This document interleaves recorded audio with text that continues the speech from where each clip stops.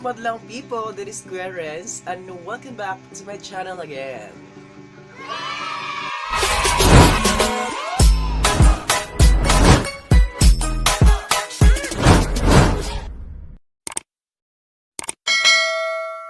So guys, for this vlog and for videos today, we celebrate the monetization day. Last Friday I received a message for YouTube, so accepted to join the family program. So for this video, I'm really sorry guys for my hair today. We have English today. I have English challenge, so I cannot talk Tagalog or Bisaya. So we English today. So for now, I cannot celebrate my monetizations. I see that other vlogger or other YouTuber is celebrating for like monetization. We have celebrate like cakes like that with a party. So for me, it's not for me is something like that, but I cannot produce like cake. I cannot provide like a party because I don't have money so that I can provide like a party like that for celebrating. But now I'm just thankful for especially God because He provide me positive emotion and positive decision and positive motivation. And guys, I'm so very thankful for my family, especially because my family was part of my motivation. And guys, I'm so thankful for the supporters and viewers, and especially to the sponsors, Ma'am Road Chicken and Journey. Thank you. And now guys, last vlog guys, you see my vlog like why I enter this career for vlogger or YouTuber, because like that. So if you willing to watch my videos, please look at in the below on my YouTube. Yes, that's last week. I share why I enter this career. So for this vlog guys, I'm sharing for my life today.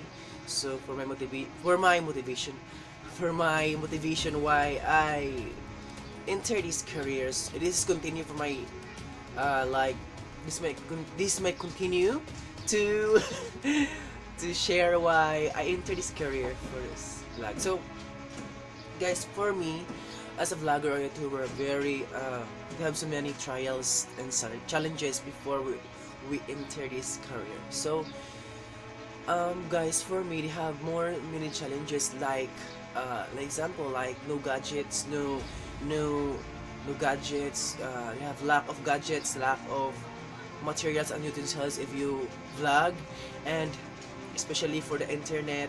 Yes, you need the internet for your vlog, and so that is my challenge. And especially the big challenge of my life is your family is not you supported. Is my family is not supported for me, so that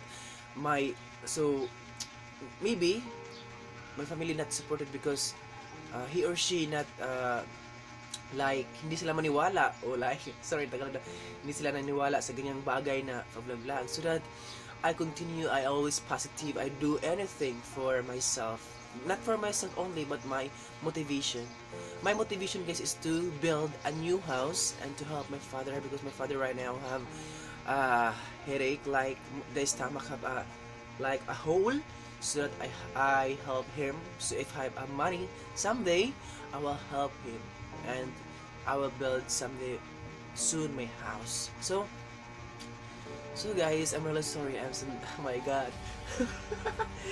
My English today is very harder those. I gotta explain more. And I'm so thankful for my I'm so thankful for my supporters and viewers, especially the supporters.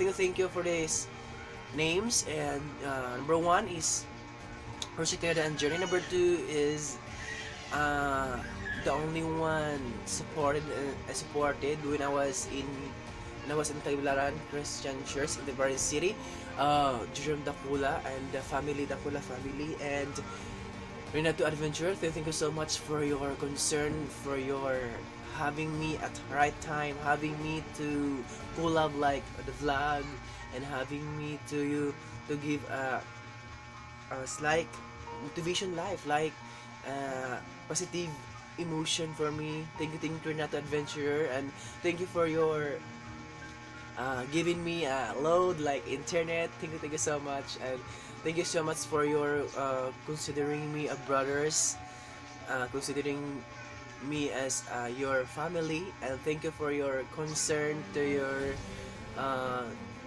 yung ano guys, yung sa kanya parang okay lang sa kanya, ginaganon ko siya. Thank you for that adventure.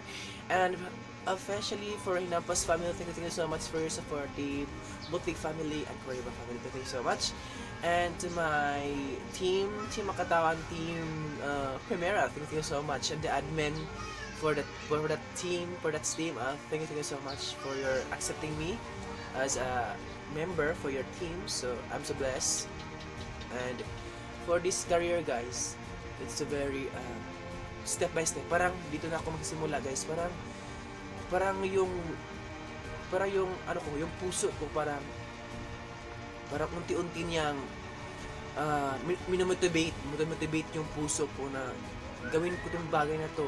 Pagpatuloy mo lang bagay na to, baka dito yung destiny ko guys. Baka this is my destiny of my life, so that I will improving my editing, my vlog, how do the things, how do that vlog. So I'm really thankful. So guys, before I enter this vlog, they have so many trials. Number one, for my trials is discouraging you. Why? Some people ask me why you entered career na hindi daw bagay sa'yo. Bakit pumasok ka dyan na hindi naman bagay sa'yo, hindi ka naman sikat, ganyan. That is discouraging for myself, that why you enter that vlog, because you're not belong to that career. That is number one, discouraging for me.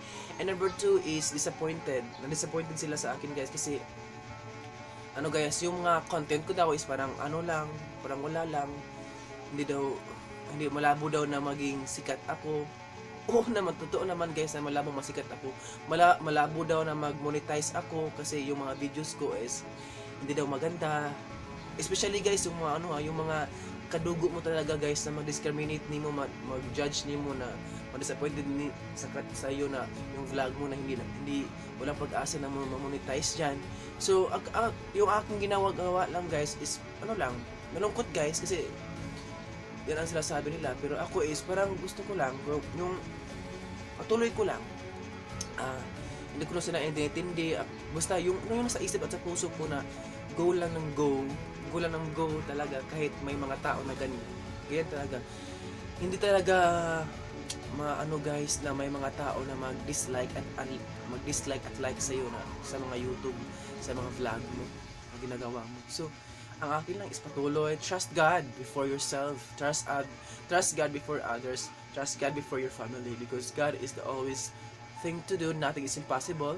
God is guide us, and hindi tayo mabubuhay kung wala ang Panginoon guys, so that we trust Him, because God is ang Diyos talaga guys ay nakahawak sa ating pangarap, yung destination natin. Ang Diyos talaga yung naka-destination kung saan tayo pupunta talaga. Kung hindi, so sa akin guys, kung itong vlog na to ay hindi para sa akin, okay lang talaga sa akin guys. Pero alam nyo guys, yung parang yung trust sa sarili mo at sa Panginoon mo, yung doing like this, parang ito na talaga yung destination ko sa buhay ko, na parang dito ako magsimula ulit sa buhay ko. Yes. So, number one is discriminated, disappointed. Number three is parang guys is like not respect. Yes. Hindi nila ako nirespeto as a vlogger guys. Parang yung ginagawa ko lang daw is parang laro, hindi nila respeto. Alam nyo guys, may mga viewers talaga guys na yung gusto mo siyang i-shout out sa vlog mo, yung gusto mo siyang ipakita sa vlog mo, pero siya mismo ay hindi, kasi parang parang hindi daw siya masyado naniniwala sa vlog, hindi na siya naniniwala, kasi alam nyo guys, parang naisa isip ko na parang bias, kasi yung sikat at hindi sikat na vlogger, parang kinukumpara nila guys. Mas mabuti daw yung naniniwala daw sila guys sa mga sikat na vlogger kasi hindi na sikat na vlogger. Ano ba guys? Ano bang gusto nyo? sorry ha sa mga sikat na vlogger. At sorry din sa mga viewers na ganyan, yung pinipili ang sikat kasi hindi sikat na vlogger. Guys, yung ginagawa lang talaga namin ng hindi mga sikat na vlogger, ang ginagawa talaga namin ay yung doing, yung pangarap namin na maabot, hindi yung doing na like masikat talaga kayo. Yung doing talaga namin mga guys is doing family, doing work, doing what we do, and nagsasabihan na don't give up trying don't give up trying what you really want to do. Don't give up trying what you really want to do. Ang ginagawa talaga namin guys, kung bakit hindi ginagawa namin to, kasi may pangarap kami, may motivation kami sa buhay na gusto naming abutin. Kaya I'm really sorry na hindi kami sikat. Sorry, hindi kami sikat, hindi kami gaano kasikat sa mga iba na alawi, like Lester Capuno, like sino pa mga sikat dyan na vlogger. I'm really sorry, hindi kami ganon. Pero may ginagawa talaga kami sa batas, sa aming puso, sa aming pangarap, sa aming isip, na may kaya kaming aabutin. Hindi naman kami nagpo-focus sa inyo guys, mga viewers. Nagpo-focus kami sa doing what we do para sa aming pamilya. Kung hindi kayo gusto sa vlog na to, kung hindi kayo nag-idolize sa mga vlog na hindi sikat, pwede naman kayo mag-next guys. Doon na kayo magtitingin sa mga sikat na vlogger. Kaming natural lang at simple na vlogger, ang ginagawa namin ay ang aming motivation at aming pangarap sa aming buhay. Kaya huwag kayong epal dyan mga viewers, yung hindi gusto sa aming mga vlog. Sorry hindi kami sikat guys, kasi simple lang kami talaga guys eh. Gusto lang kami tumulong sa pamilya at sa buhay namin, kung ano talaga narapat namin. So yun lang po guys, I hope ay may na-motivate kayo sa sarili namin ngayon, at I hope sorry for the viewers na hindi kami sikat. Sorry for next na lang ninyo guys. So yung mga simple na vlogger lang dyan, katulad ko, na ginagawa talaga sa pangarap, ayan, patuloy natin guys. May maraming mga challenge talaga like that. May mga discrimination talaga sa ating buhay na darating, kaya natin to. So dahil guys pinasok natin to, it means kaya natin to guys. Hayaan mo na yung mga tao na ganyan, kasi natural naman yan. So yun lang po guys, maraming salamat. I hope na enjoy kayo for this vlog, at I hope ay nakatulong ako sa mga motivation ko sa buhay ko. At yun lang po guys, I hope see you for the next vlog. Love lots. Thank you. Bye bye. See you. Bye bye.